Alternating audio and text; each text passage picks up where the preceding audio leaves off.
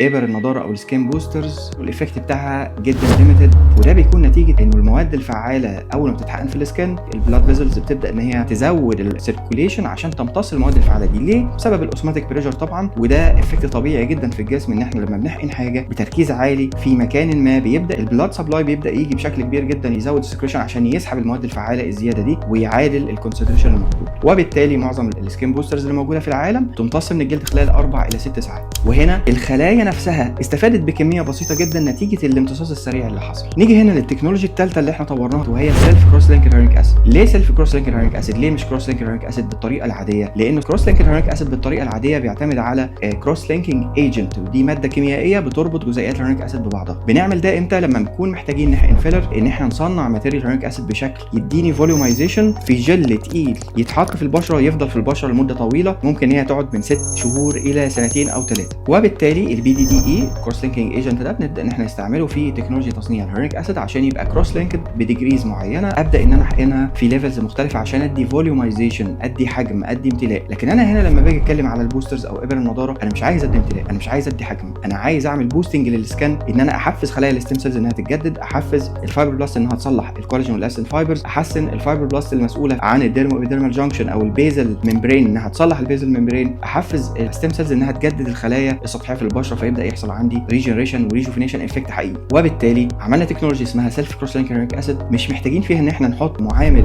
الكروس لينكينج اللي هو الكروس لينكينج ايجنت، احنا بنربط الهيالورونيك اسيد بمعادله كيميائيه بسيطه جدا عن طريق ربط السي او اتش اند بالاو اتش اند اللي فيه الهيالورونيك اسيد موليكيول التاني. ده بيديني ستابلايزيشن لمده 24 ساعه، بتبدا الاستابلايزيشن دي تتكسر خلال 24 ساعه، وبالتالي انا عندي سستين ريليز 4 اضعاف الافكت بتاع السكين بوسترز العاديه. ومن هنا بنبدا نقول انه السيلف كروس لينكينج هيالورونيك اسيد مع الانجريدينتس الاخرى بيديني افكت على الاقل ضعف السكين بوسترز الموجوده واللي بيستمر لمده 2 شهور او اكتر.